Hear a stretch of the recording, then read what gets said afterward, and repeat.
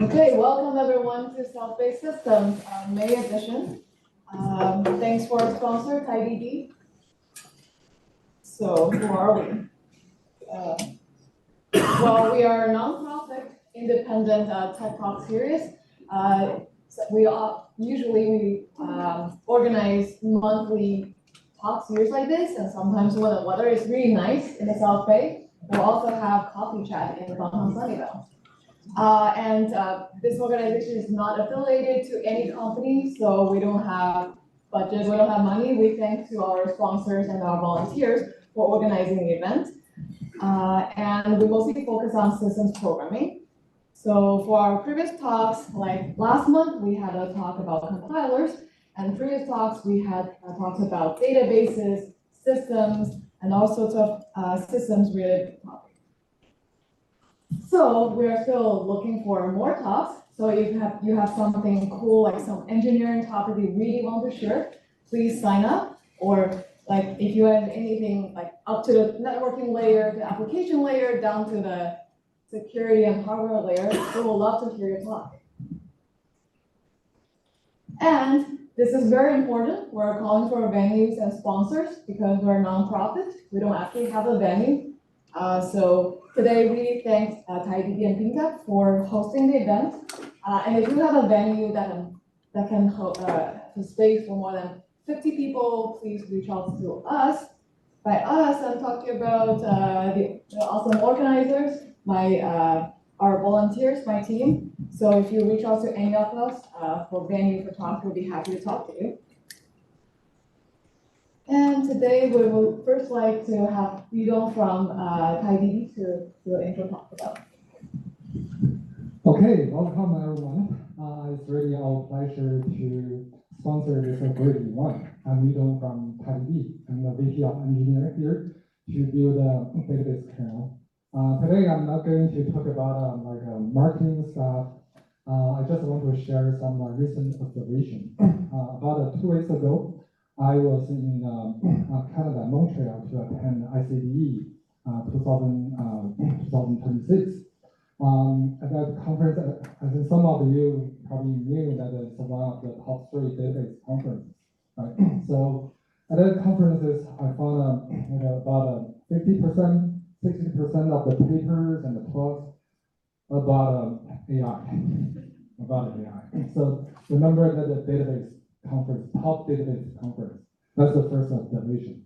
The second observation is about, about 1 month ago, I shared a LinkedIn post about Michael Stonebreaker.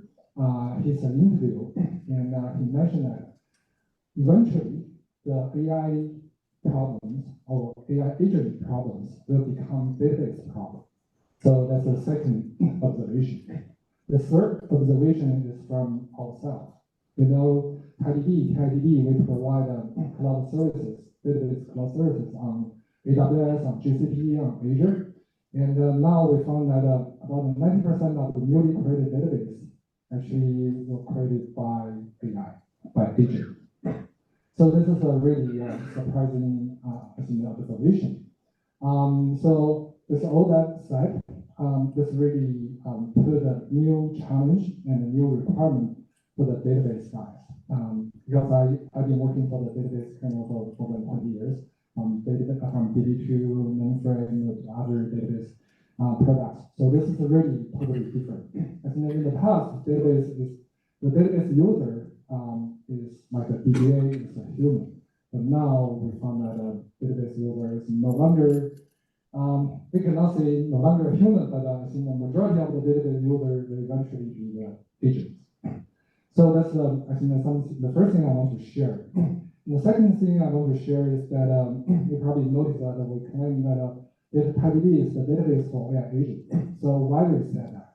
So you probably noticed some names here, like Madness, like Key. If you use an AI agent, do the vibe coding, you definitely know those things, right? So Madness is actually running on TiDB. So Madness has like millions of agents. And each of their AI agents actually deploy one TiDB instance, which means they deploy millions of TiDB instances for their agent. So think about this scale, millions of TiDB instances for just one customer. It's unbelievable in the past, right, for the traditional database area. But for the AI agent, for the era of AI, it's possible. And it's becoming true. It's not just about Manus. I probably also noticed that Kimi and some other AI companies, they also see the similar trends. So we do believe that agent will be the future user of the database. So I won't go to the very details, so just some user stories. So I'm not sure how many of you have been using Manus, but I want to share why Manus chose TiDB for their agent. First thing is about the scalability. So I mentioned that they have millions of agents. So in the past, if you're from like a SaaS industry, you probably think about put everything, millions of users into one big database, and that one requires, I think, the scalability of a single instance of database. But when it comes to the AI agent, when it comes to the era of AI, that's totally different because each agent can have their own definition of the schema, can have their own behavior, can have their own memory, context, all those things. So you cannot simply put everything in one big database. So for Manus, their choice is to do this separation, multi-tenant separation, by deploying individual TiDB instance database instance for their agent, each of their agent. And then the reason they chose TiDB is the first thing is about because we support, because in the past, you probably heard about HTAP, hybrid transactional and analytical processing, right? So TiDB, they extend the HTAP to HTAIP, which means a hybrid analytical transactional and AI processing. So by providing the capability of API search, vector search with capabilities, so the AI can directly leverage those capabilities from the TiDB. So that's definitely another thing. The third thing is about for the AI, for the agent, those agents generate a lot of ad hoc random queries. So before they chose TiDB, they test Neon, SQL-based, SQLite, only 50% of the random general query can be executed on those databases. And when they test TiDB, about 80%, 90% of the random generated query can be executed. So that's another reason. The third reason is about the cost. Remember, if you deploy the millions of instances of TiDB or another database, the cost is huge, right? So for TiDB, we have this S3, the objective storage-based new architecture. So we can actually optimize the total cost of the ownership. So which means it's feasible for Manus to deploy their one agent for one agent, one database design. So that's another reason behind Manus choice for selection for TiDB. We have other stories I probably won't go through. That's a generally very high-level quick introduction of TiDB. So if you're interested, please try TiDB.io. We do have a free tier for developers, for the startup. And also we have the essential and premium tier. It's pay as you go. So please try, and please also scan the QR code for us. Without further ado, let's welcome our next speaker.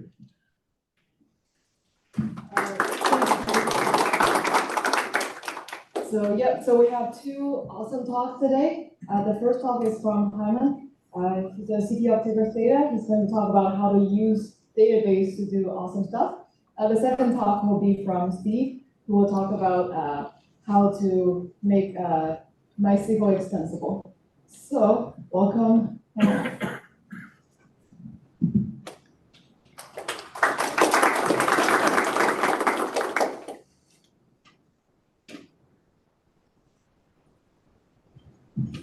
Hello everyone, I'm Himank and I'm CTO and co-founder of Tigris Data.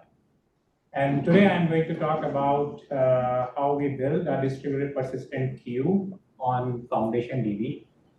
And the reason that we needed to do it is that we realized that we have a lot of background jobs that needed to be executed in asynchronous manner. And we needed some machinery that using that we can execute all these tasks. And that's how we came up with this design to build a queue on top of FoundationDB.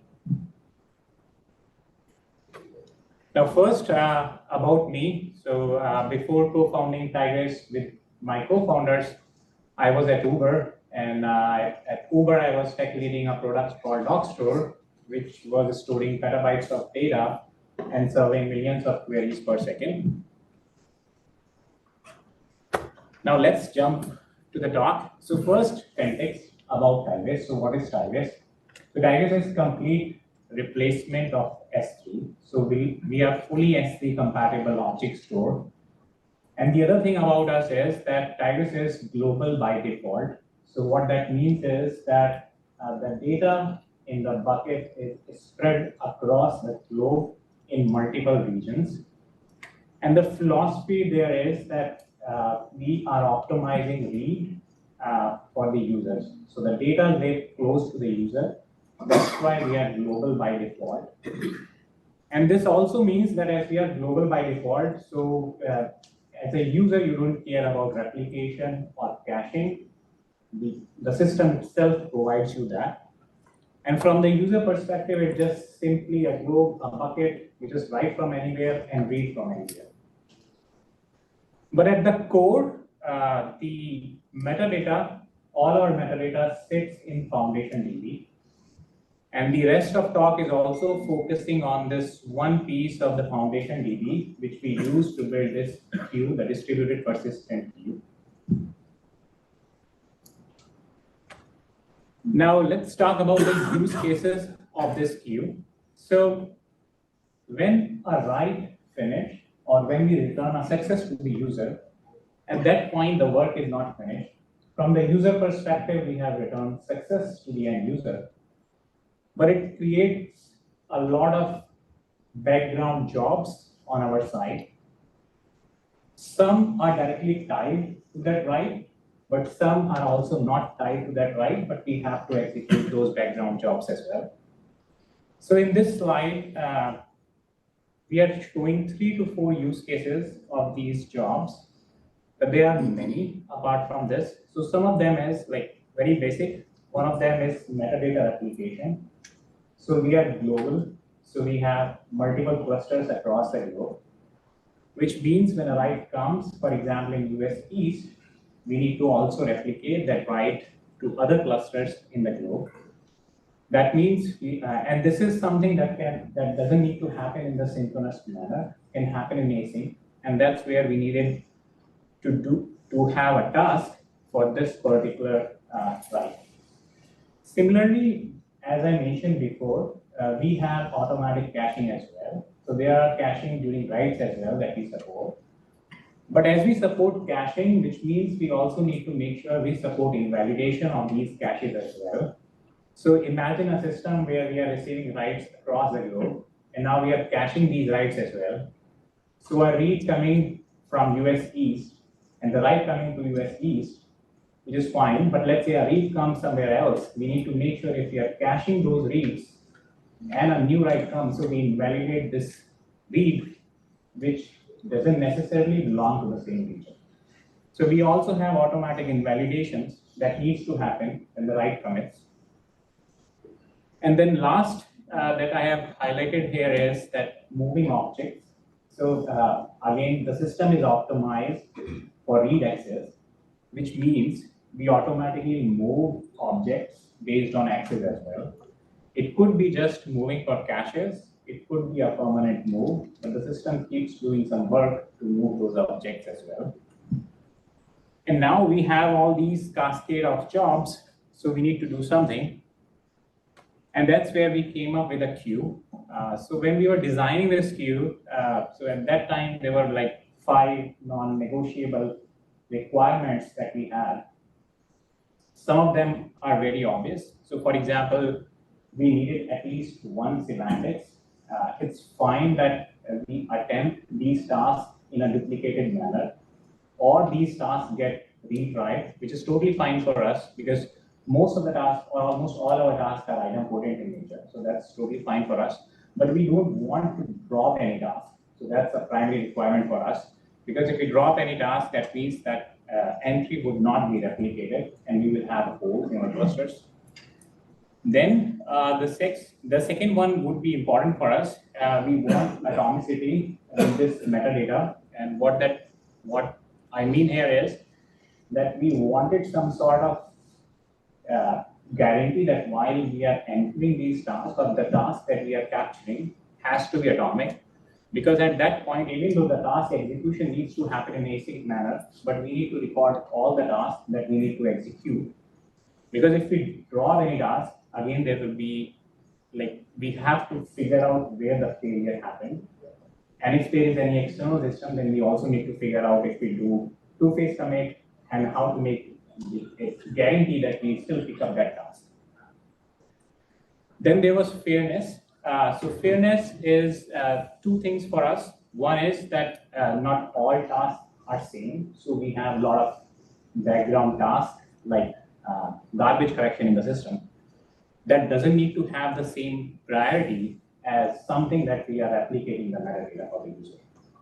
So one is this fairness, that we need to have some concept of priorities in the task, and the other is that what if there are different task types, their nature would be different. Some would be network bounded, some would be CPU bounded. How can we share these tasks, but also have isolated resources for these tasks?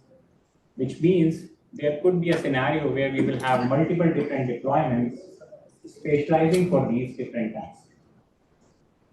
And then next, durable and crash safe. This is again same thing. So the worker can die, can restart, can redeploy happen. Anything can happen, but we should not lose a task. And then it should scale because it's tied to writes. As the system will scale, as the Tigris will scale, we need to also make sure this async machinery will also scale along with our clusters. And if we boil down these 5 hard requirements, essentially it was just mainly 2 that we narrowed it down. So first one was it needs to be atomic with metadata, and it needs to be durable and shareable. And for both of these requirements, FoundationDB was fitting perfectly for us. And why FoundationDB was fitting perfectly for us? Because we are storing all our metadata in FoundationDB. So how we can design our system is that whatever task we need, we can commit it when we are committing the main metadata right for the user entry. So this is how we provide atomicity with the metadata. So there is no reason to have it failed, because if it fails, that means the commit itself failed for the end user. So if the commit succeeds for the end user, that means we have successfully recorded these entries in our queue that we need to process. So that's the one requirement that met with FoundationDB very nicely. And then durable and shareable, again, the same thing. It is in FoundationDB. We have committed it in the queue. So now that means even if worker restart, dies, the task is there. Now we just need to process these tasks.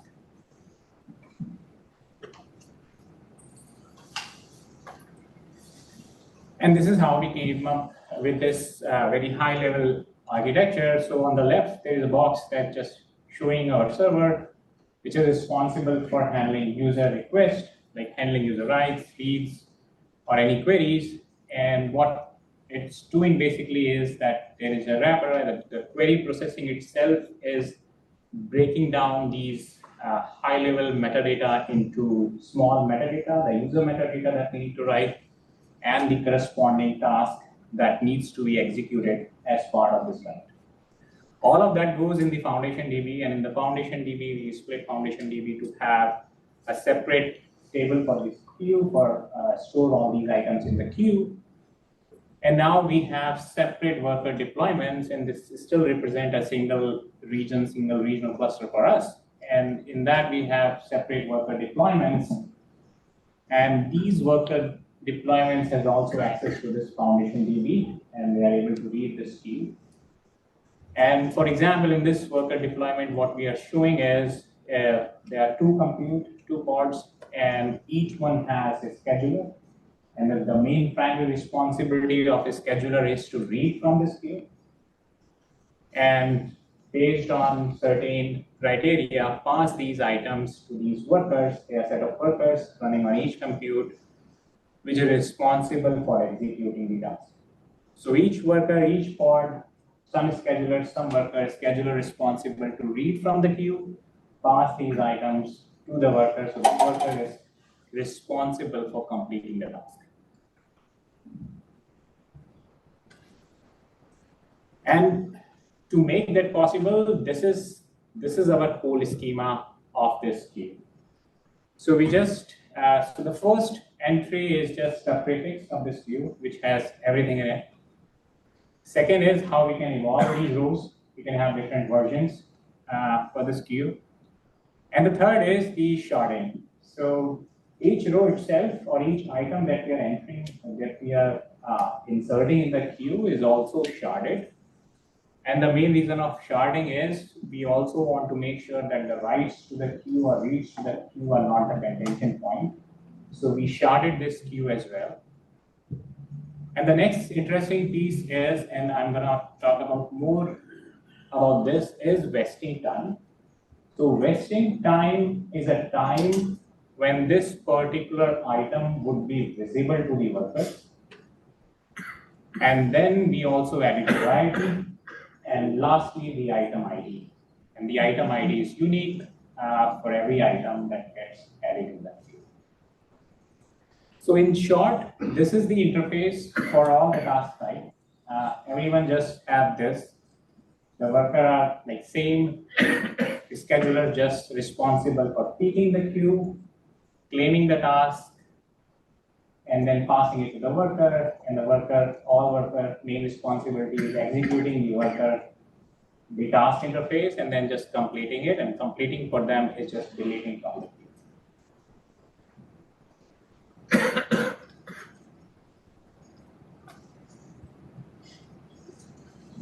Now I talked about sharding, but this is how sharding looks like for our queues. So basically, when we are committing these items to the queue, each item is sharded or assigned a shard. And then there are these logical shards that we map to the number of compute in a deployment. So for example, in this particular case, there are 3 compute or 3 pods, and then we have 5 shards, and then we are using consistent hashing to spread these shards to these pods. Which means this pod is only responsible for these shards, and which essentially means that this compute will only be reading these shards from that queue and passing these sharded items to the worker. This also means that with this sharding, we are also providing an ordering to these items. And now it's responsibility of task whether they need to honor ordering or not. But with this, all the shards are ordered by the items that are in the queue. And in most cases, some of the tasks doesn't care about ordering because they can be applied in an unordered manner. So that is also the flexibility given on the worker side. But in case if they need some ordering, that is also by design. When the tasks are passed to these workers, it's given to them that these are ordered read from the queue. And then the pod can leave, pod can join back. So there's no data movement, it's just the movement of these logical shards across these pods. And this is just an extension to the previous slide. So it's just showing a little bit detail that how these items looks like in the queue, and how the left box is just showing that these tasks, which is in the queue, which shard they were assigned to, and then in the hash string, there were a bunch of compute, a bunch of pods, and then these task got mapped to these pods, and then these pods are responsible to execute these shards.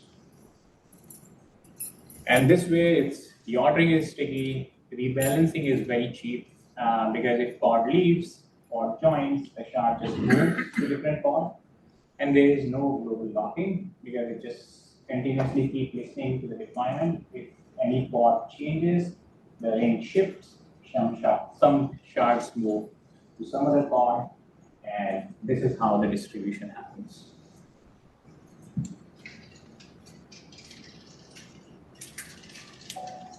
Now this is the interesting one. So the vesting time. So vesting time is how it is decided that whether the task is visible to our scheduler or not. What basically this means is that we can have tasks in the queue that are in very future. Like we can have a task that says that after 7 days, send an email or do something, and it's not visible till the point, but when the vesting time comes, this is how it will be visible to the scheduler. The same philosophy is also applied for the leasing. So when a scheduler peaks bunch of items from the queue, now it needs to pass these items to the worker. It needs to take a lease so that the same items is not processed by multiple workers. And the way it's done right now is when the scheduler reads these items from the queue, it bumps the vesting time in the future. And then the worker gets some time to process the task. Now, an obvious question would be that what if worker dies or worker takes longer than the specific lease time? Then first is the worker's responsibility to renew the lease after a specific amount of time. And the scheduler in this case is a little bit more conservative to give a higher initial time for the worker to complete. But let's say there are long running tasks and those tasks take hours to finish. In that case, worker will periodically renew the lease.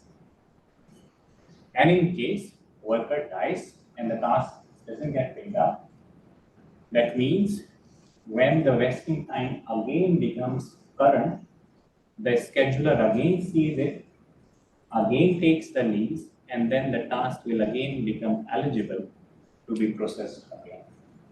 This is how first, basically we are doing leasing through this vesting time so that the task cannot be picked up by multiple workers. Second, what we are doing is that if the worker is dying or restarting, this is how the scheduler gets aware that the task has not been picked up or the task or the worker died before renewing the lease, and it has been the acceptable threshold when this lease can again be renewed and again be eligible to picked up by some other worker.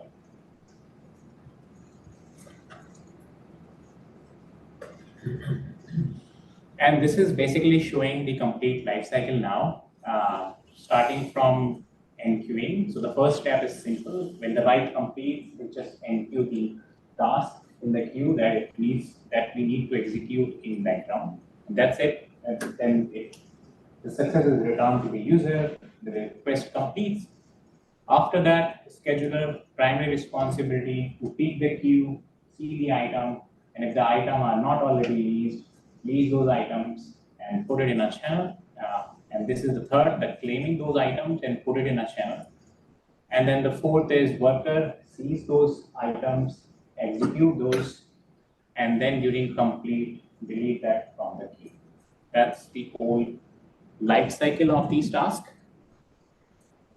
And if any retry or crash happens, then the lease again gets renewed and again worker picks it up and then again tries to complete the task.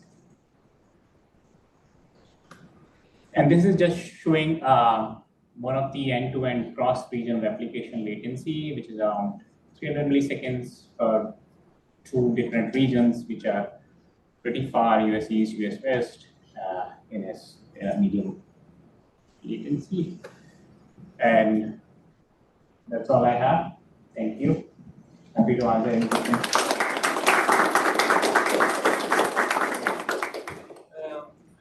you are monitoring, like let's say you have like a lot of items queued in the queue. Yeah. Because you have like this vesting time now. Yeah. How do you compute, like, how do you monitor your consumption lag? Yeah. So we number of items to process so that you can scale up and down. Yes. So we have around 60 to 70 different task types.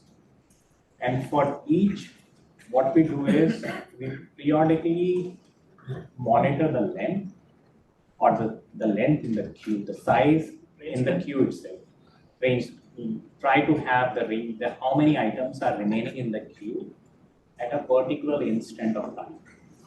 And if those number increase for a particular task type, that's our signal that something is wrong and the queue is not getting processed as fast as it should for that particular task type. And again, this is done on a different task type because some are like slow processing tasks, some should be very fast.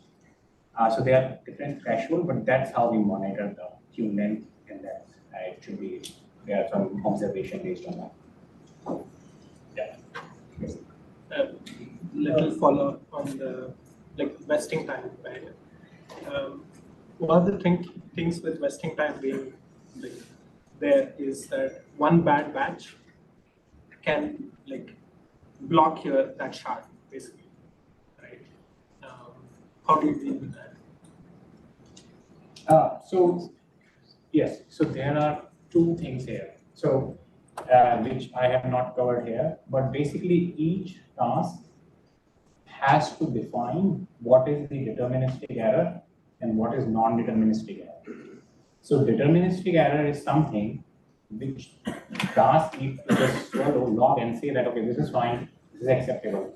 But non-deterministic is something where something is wrong, network is completely broken, and someone needs to interfere.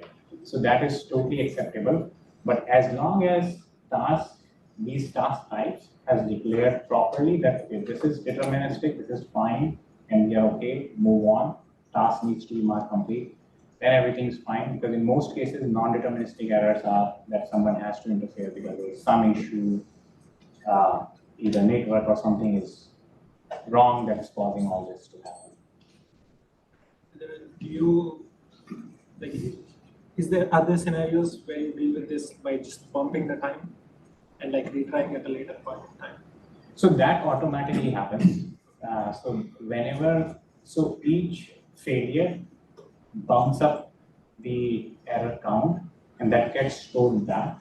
So when the next time a scheduler picks it up, it bumps up the resting time a little bit far ahead, because it assumed that it may take a little bit more time to finish. So, thanks, Himank, for the talk. So we actually have another talk. So if you have any questions, please stay, and you will stay here for after the talk. So let's welcome Steve from Schirripa. Thank you. Thank you for having me here.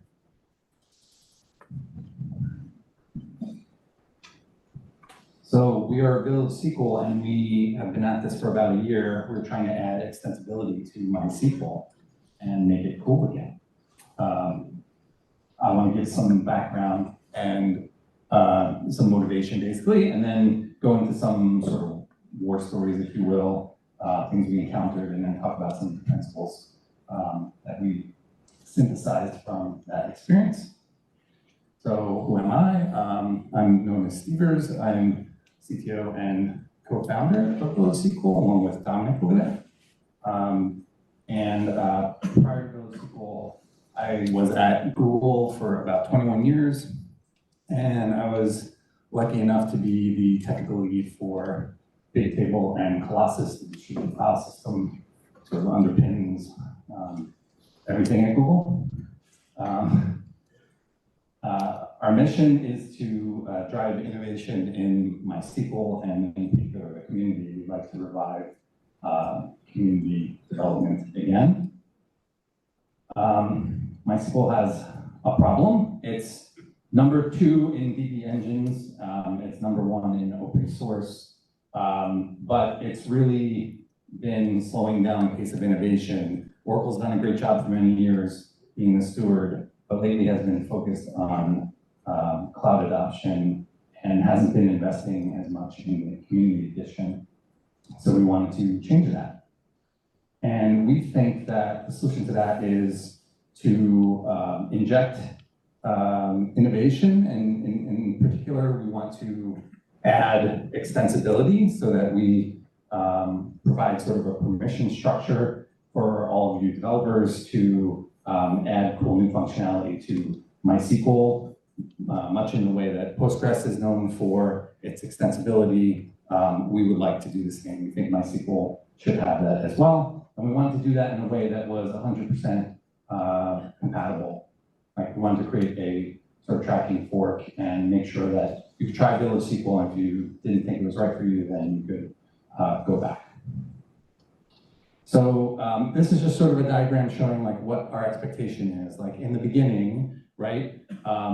We as Village SQL focus on adding these core hooks and invite the community to participate in that. So early on, there's a lot of effort towards that, but as these hooks are added, it unlocks more and more functionality, more and more use cases, and that over time, there would be a shift away from needing to provide these new core hooks, because there's just so much in terms of functionality and features available, and that a lot of the shift would be towards actually implementing new useful features and extensions. So let's go into extensibility story time. By the way, this talk is an updated version of a talk I gave recently to CME. So first, I just want to talk about what the user experience is like. So here's just a very simple example of a table. The complex data type is not built into MySQL. It's something that we added. So mostly this talk is going to be focused on the type system, like what we did to add custom types, but we also added the ability to have custom functions that use those custom types. And we're working on custom indexing right now. Those are sort of the big features, if you will. So this is just showing that you can declare a table that has a column of type complex. It also shows you can do some non-trivial things like have a functional index where you have an index on complex absolute value, which is basically magnitude of the complex number. It shows inserts with the sort of string representation of a complex. Internally, they're stored as just like two doubles next to each other. And then it shows, for example, that you can use that index to do queries and get the sort of expected results. And then from the extension author's perspective, right now we just support C++, but in the near future we'll be supporting other languages. We want to take as much complexity out of this as possible. So, if you want to define a new type, you have to essentially set some certain properties in code. You have to provide certain functions that have, sort of a well-defined interface, things like a comparison function, a function that takes a string representation and converts it into the internal representation, and then vice versa. So that's the from string and to string. You can also add your own functions, like at the bottom there's complex ADS, and it says, okay, I'm going to define this function so that I can use it in SQL. It will take as a parameter a complex number, and it will return a real. And so, like, I didn't show the functions like complex compare, but they're pretty straightforward as C++ does. Okay, so I want to talk a little bit about the approach that we took. So when I first got into this, I didn't know that much. It's a 30-year-old code base. It's several million lines of code. And just to learn it, I was like, okay, why don't I just try to do a direct integration, just to learn. Like, I knew it wouldn't work, but I just wanted to understand, okay, well, what do you have to do when you add a new native type? You have to add, there's a special type enum. You have to go and make sure that every location that uses the enum and switch statements and so forth are all updated. There's like subclasses that you have to have, like those important class called field, and you have to make a, like a field complex kind of thing, like a subclass that tells the system how to, deal with columns of that particular type and so forth.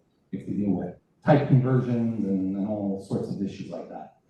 And so, you know, I knew this wouldn't work, but I wanted to learn, as I said, and I thought maybe, just maybe, you could sort of generalize this. You could like introduce one new type called like, you know, like extended type, and then you could keep some sort of sidecar information maybe, and sort of track that and, you know, do the integration that way. And therefore everyone would essentially be an extended type, but they would have this extra sidecar information that we would use. But that doesn't work either. So here's what that enum looked like that I mentioned before. It's kind of peculiar because it goes up to like 16, actually a little bit past that, and then it jumps to 243 to 255. And like, as I say, your spidey sense should be going off. You look at this and you're like, okay, something's going on here. Why would they bother managing a gap and things like that? And it just made me think, okay, they probably have an assumption somewhere that like, this has to fit in one byte. Which is bad because like you want to, you know, you might have to take a number. Even if you're going to do extended type, you'd have to take an enum number here. And you couldn't guarantee that the upstream, you know, version of MySQL wouldn't take that same number for something in the future. And so you're tempted to say, okay, well then I'll just jump outside of 255. I'll use 1024 or something.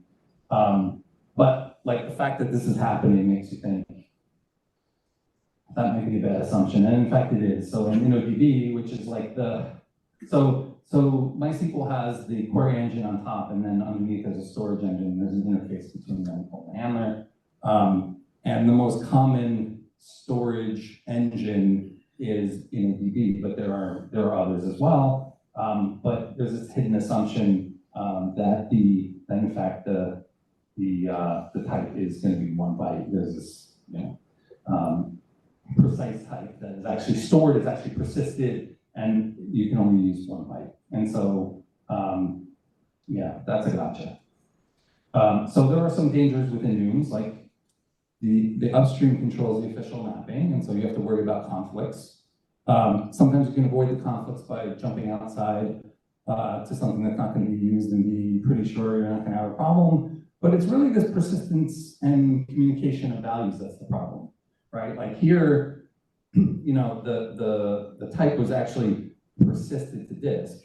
But even if it weren't, if it were just communicated outside the process, if something else writes that, right, you can't guarantee that you're not going to have a conflict in the future for using these values.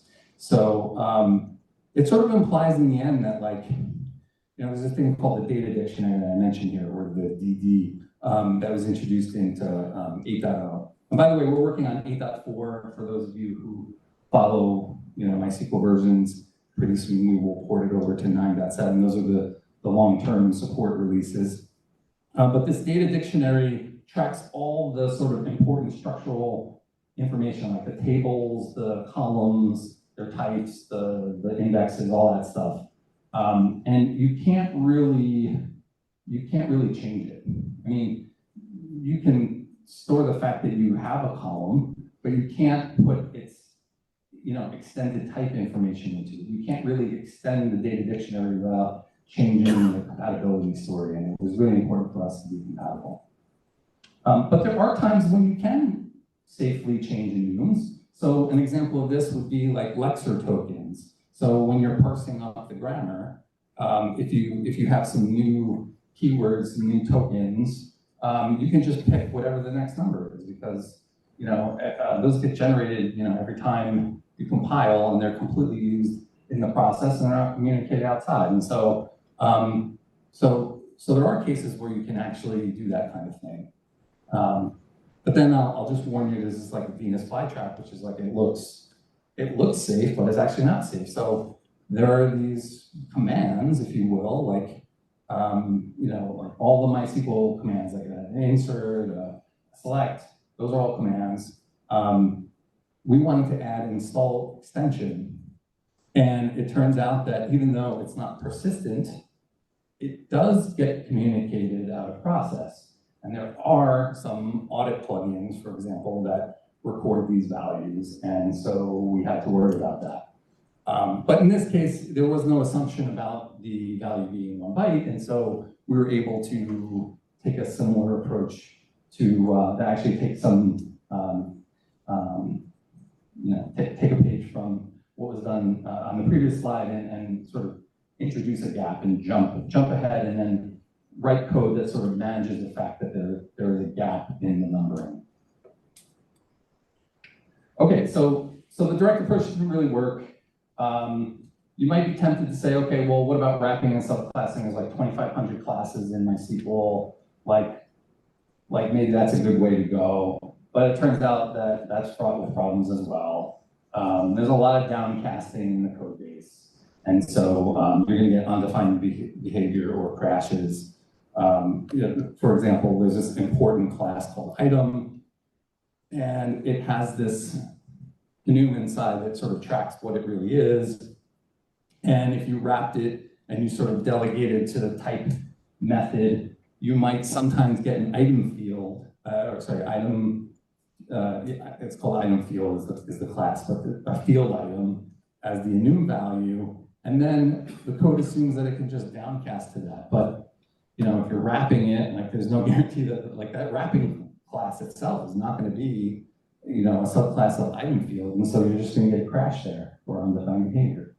And then there's just a whole bunch of other issues, like you're tempted to change visibility, and there's a lot of final usage, and sometimes there's non-virtual methods, and you want to make them virtual, and it becomes a maintenance sort of nightmare over time, especially as upstream is still changing its code. And so, and of course, like not every potential hook that you want is even using a class. So like we do use subclassing for some of our hooks, and I would say the only time you can use that is really when there's a well-defined scheme, like there's an interface, and like subclassing the interface means you can take a different strategy, right? And it's like built that way. And that isn't universally the case in this very large code base, but sometimes it's there, and then you can take advantage of it.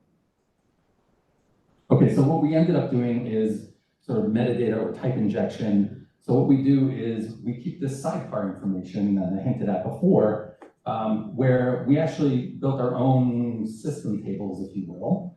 And we keep extra information about columns and so forth that have custom types. And so we can sort of join that at the right time. So like when the database system first encounters a table, it will build an in-memory structure called a table share. And how does it do that? It goes to the data dictionary, and it goes to the tables that sort of represent the columns and has their types and so forth. And we join that. We change the code to join with our system tables so that we can build the correct in-memory structures and keep around what we call a type context. And then what we can do is, like in the code base, and we don't have to do this everywhere, like right now, all the custom types are all field var strings, which is like the var binary type, if you will, under that sort of just like lay out your data any way you want it as binary.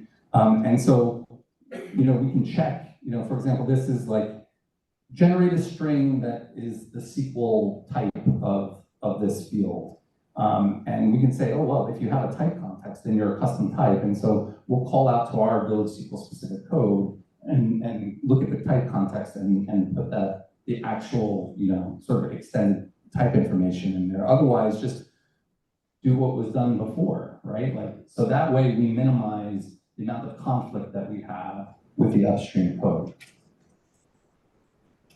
Okay, other interesting things that we encountered, like we have this concept of the compare function that I mentioned before. It's like you provide a function that tells the system how to compare two complex numbers, let's say, determine when they're equal or when one is less than the other. And we found that there was at least 8 ways in a large code base. Like it is sometimes the case that there are 8 ways to do the same thing. Like literally, 8 different implementations for how to compare all the different types. And so how do you discover that? Well, like you work on the first one, you're like, okay, well, where clauses now work, and oh, let me try joins, and you're like, oh, great, it's working, like, oh, I got this, right? And then you try some other joins and realize that they're broken. Or you try between and in operators and they're broken, right? Or just an order by and it doesn't work the same. And so little by little, you find all these different paths and wind up having to patch in and integrate your comparison function so that it makes it much easier for the extension developer, right? The extension developer only has to think about, I provide the compare function, Village SQL figures out how to put that compare function in all the different places where the comparisons happen. And then all the stuff works, right? But it's a pain in the neck to track it all down. Another one was like the create versus the alter table path. Like, in theory, you would think an alter is like, okay, you create a new, you create a temporary table, you copy a bunch of data into it, and then like, you rename at the end. And in reality, like they're both an intertwined code base and also very different. Like the metadata locking that happens is just different between the two. Like alter needs the source table to be locked, but for a create, there is no source table. It's being created out of thin air, so you don't have that. The way the data dictionary registration happens is different. Alter has all kinds of special cases around, like it has to handle drops and remains and modifying columns, and it has different strategies for copying. Sometimes it copies the data, sometimes it doesn't. It works with the storage engine to figure out like whether it needs, like what it actually supports and how to do it efficiently and so forth. And then CTAS, which stands for create table as select, also is like another code base, right? So you would think, oh, well, I have create and alter done, like create table as select should just work, because that's just nothing more than you're doing a select statement and using that to like figure out the structure of the table you're creating. But it's a different code path, and you have to integrate with that too. So yeah, it's just like another thing that is like more difficult. Again, I don't know, it might be because of the historical nature, it could be just, performance reasons and so forth that some of these things are separate. Okay, so now I'm just gonna talk about some of the principles. I mentioned that backwards compatibility is really important. Again, you should be able to try it without fear of lock-in. And I talked about some of the gotchas there, enums and persistence. The data dictionary can't be extended. It's not that you can't use the data dictionary, you can put values in it. You just can't like define your own new values, and you can't add new columns and things to the data dictionary tables.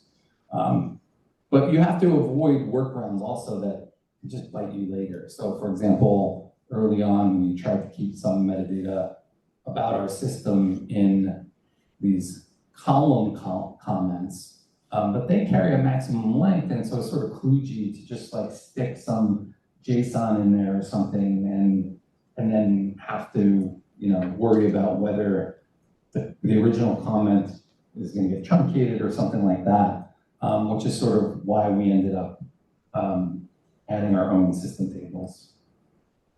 I already mentioned this. One thing of note is just that we sort of built an abstraction layer that I think has served us pretty well, which is this dictionary client, which allows the code to sort of interact with these tables and gives certain guarantees about what's available and what's not. And we have this as a building block now. So like, for example, we recently added support for stored procedures having custom types. And so we needed to track the custom type information with that, separate from columns. And so it was easy to just add a new table for that to track that information. Another principle is we say to be maionic. It's sort of this joke term that is like, the Python way is Pythonic. The MySQL way is Ionic. And like we do this in a lot of ways. Like we always try to, like given two choices, we'll do the thing that's more like the MySQL code base, as opposed to let's say Postgres or something else, right?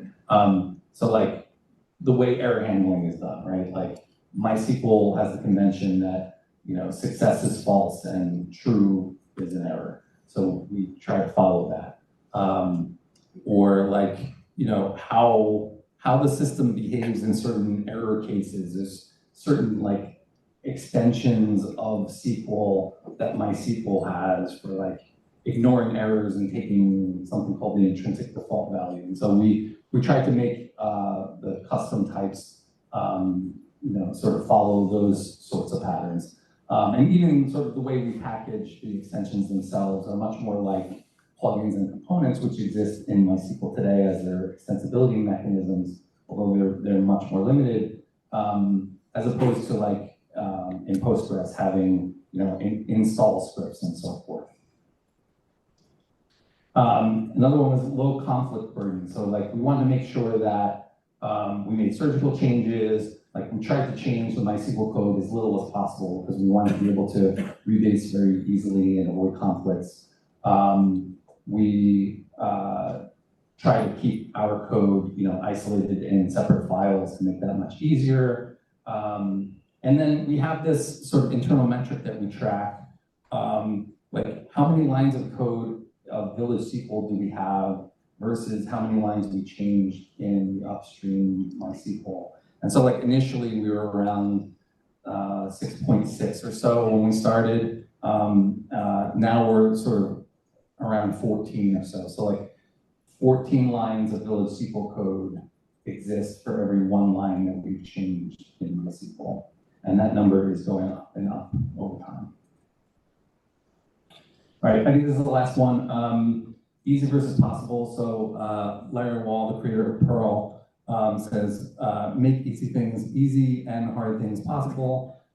We have an engineer, Dan Bentley, who says like happy path, escape hatch. That's the way he puts it. And I like to say, make the common things easy and the exotic things possible. So what do we mean by that? Well, like we want this to be very powerful, but we want to make like the most common things as ergonomic as possible for the developer. So, for all of our functions, this comes up a lot in the custom functions as opposed to the type. So like for every custom function that you add, there's a pre-run and a post-run hook that you can implement, but they're completely optional, and most of the time you don't need them. They're for very rare cases where you need to do your own memory allocation or something special. So, every time you write such a function, a custom function, you can write 3 functions basically, right? The pre-run, the post-run, and the function itself, but you mostly don't need that. But there are times when you need it, and when you need it, it's there for you. Another case is these sort of what we call parametric types, where you have something like, we have this test vector class, which has like a dimension aspect to it, right? How many dimensions of the vector there are.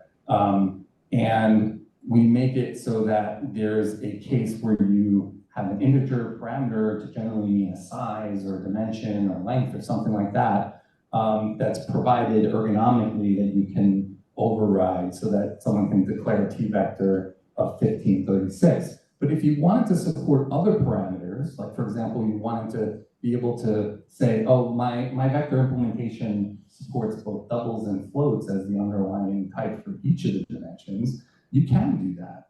But it's a little bit, it's less ergonomic to do that. And the way you do that is that you have to supply all of those parameters. You have to say it's t-vector of and a string with, with the key value pairs saying, okay, here's the dimension and here's the underlying type. But the shortcut is, effectively 1536 is the dimension, and it's the underlying type is whatever the extension author says the default is, which could be float. So that is it. That's our journey so far.